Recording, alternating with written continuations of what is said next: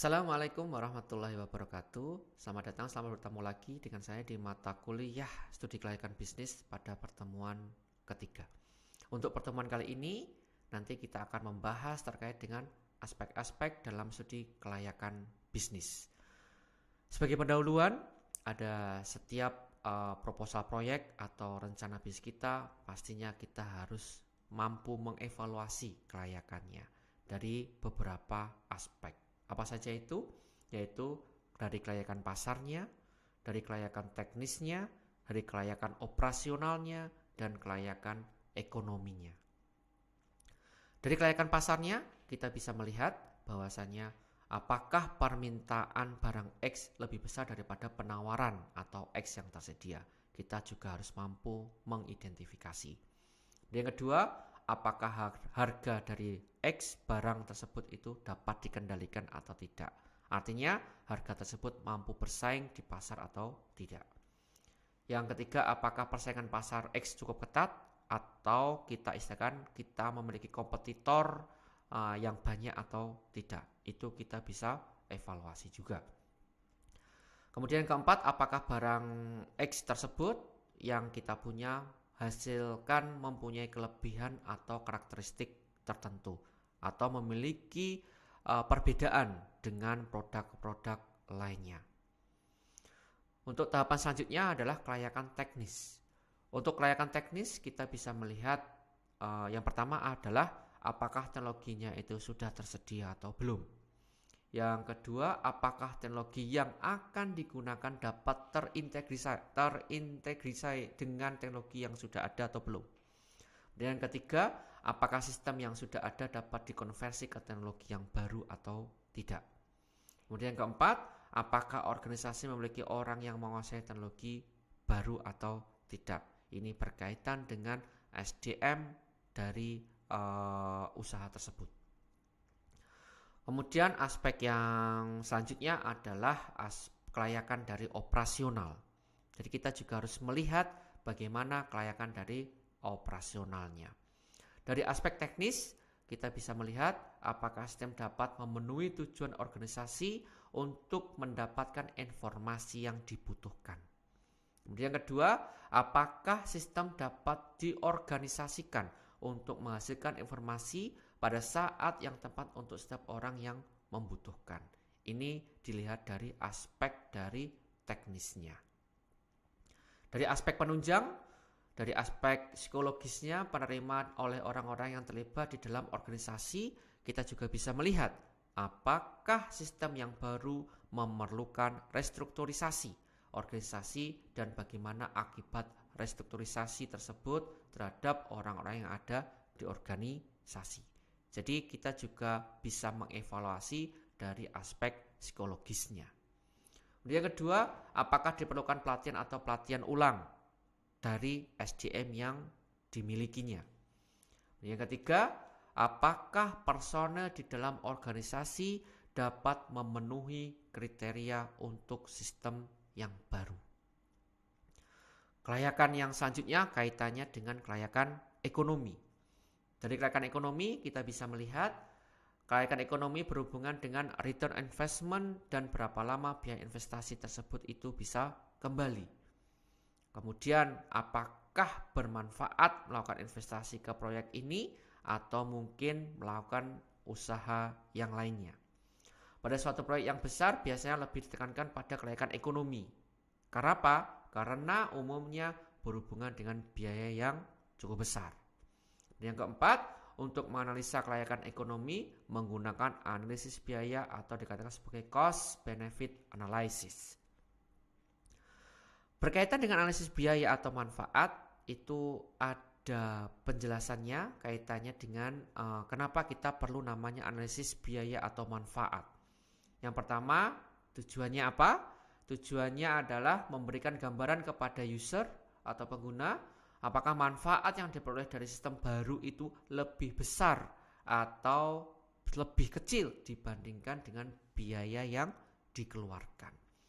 Beberapa metode yang bisa dipakai yaitu antara lain ada analisis payback atau dikenal dengan istilah namanya payback period. Kemudian yang kedua, menggunakan analisis net present value. Untuk metode payback period atau PP, itu merupakan suatu periode yang diperlukan untuk menutup kembali pengeluaran suatu investasi dengan menggunakan aliran kas masuk net cash flow yang diperoleh. Atau mungkin bisa dirumuskan payback period itu adalah nilai investasi dibagi dengan cash flow atau arus kas dikalikan dengan 1 tahun. Metode payback period itu ada beberapa kriterianya. Apa saja itu? Kriterianya adalah apabila payback period itu lebih pendek dibandingkan jangka waktu kredit, atau apabila dananya berasal dari pinjaman yang diisyaratkan oleh investor atau pihak bank, maka investasinya diterima. Atau dengan kata lain, kalau misalkan semakin cepat uang kembali, maka untuk pinjamannya itu bisa dilakukan. Apa saja itu kelemahannya? Itu kriterianya ya, tapi untuk beberapa kelemahannya, untuk kelemahannya adalah mengabaikan nilai waktu uang biasanya, atau mengabaikan net cash flow-nya, atau yang dikatakan sebagai proses setelah payback period-nya itu dicapai. Kemudian kelemahan yang ketiga adalah mengabaikan nilai sisa. Ini sebagai contoh untuk metode payback period. Untuk proyek B membutuhkan investasi sebesar 120 juta. Dengan kata lain, cash flow-nya tiap tahunnya sama. Arus kas diperkirakan untuk arus kasnya itu yang masuk adalah sebesar 40 juta per tahun selama 6 tahun. Jadi mau investasi sebesar 120 juta dengan estimasi arus kasnya itu sebesar 40 juta per tahun selama 6 tahun. Nah, dari investasi tersebut berapa lama butuh waktu untuk investasinya tersebut itu bisa kembali modalnya. Dari rumus yang sudah dijelaskan sebelumnya, bahwasanya untuk payback period sama dengan 120 juta dari investasi yang dibutuhkan dibagi dengan arus kas payback cash flow-nya yaitu sebesar 40 juta dikalikan 1 tahun, yaitu sama dengan sebesar 3 tahun. Jadi untuk investasinya tadi butuh waktu pengembalian sebesar 3 tahun. Untuk tahun keempat, tahun kelima, tahun keenam itu sudah menjadi keuntungan. Karena apa? Payback periodnya sudah kembali. Atau untuk kembalian modalnya itu butuh waktu 3 tahun. Atau mungkin dengan proyek yang lain, dengan asumsi bahwasannya proyek B membutuhkan investasi sebesar 120 juta dengan arus kasnya itu diperkirakan tahun pertama 50 juta, tahun kedua 50 juta, tahun ketiga 40 juta, tahun keempat 30 juta, tahun kelima 20 juta, dan tahun keenam 20 juta.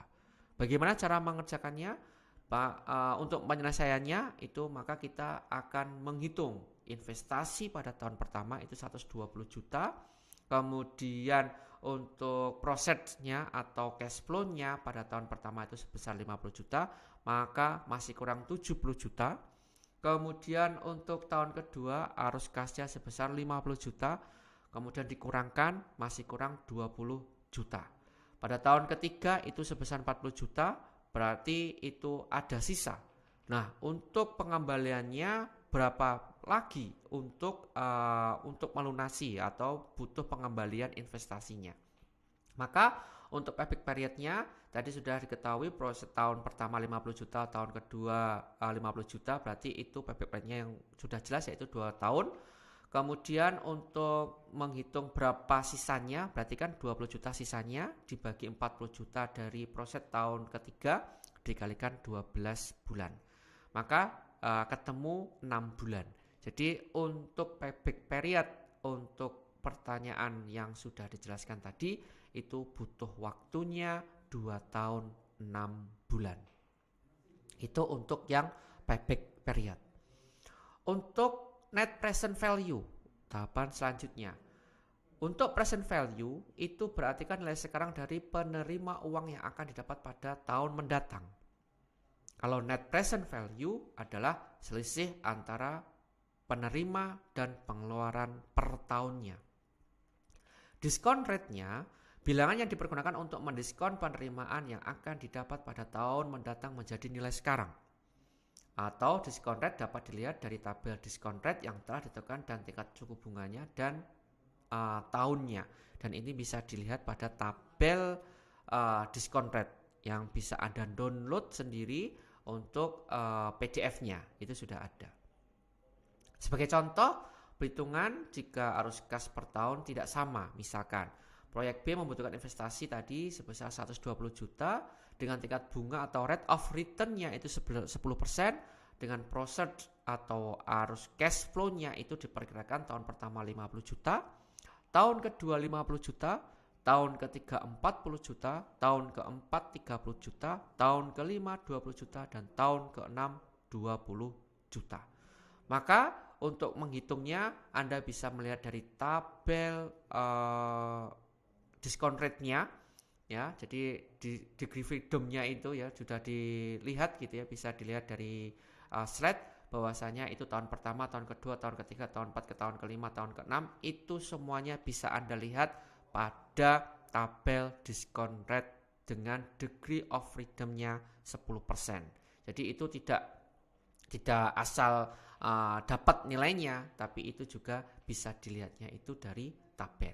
Untuk prosesnya tadi untuk tahun pertama 50 juta, tahun kedua 50 juta, tahun ketiga 40 juta, tahun keempat 30 juta, tahun kelima 20 juta, dan tahun keenam 20 juta. Maka ini hasil perhitungan present value of project-nya, dan dilihat total dari present value dari project-nya itu sebesar 160.980.000 rupiah. Untuk total present value dari outlay atau untuk investasinya butuhnya 120 juta, maka net present value-nya itu sebesar 40.980.000 rupiah. Artinya apa? Artinya usaha atau bisnis yang akan dijalankan itu layak untuk dijalankan. Artinya sekali lagi usaha yang sudah dievaluasi, sudah dianalisis menggunakan metode net present value itu melihat nilainya adalah positif, dan itu dilihat bahwasanya itu menguntungkan bagi pengusaha. Mungkin itu untuk pertemuan kali ini. Terima kasih atas perhatiannya. Apabila masih ada yang kurang paham, nanti bisa ditanyakan pada saat offline. Itu saja yang bisa kami sampaikan. Kurang lebihnya saya mohon maaf. Saya akhiri. Billahi taufiq wal hidayah. Wassalamualaikum warahmatullahi wabarakatuh.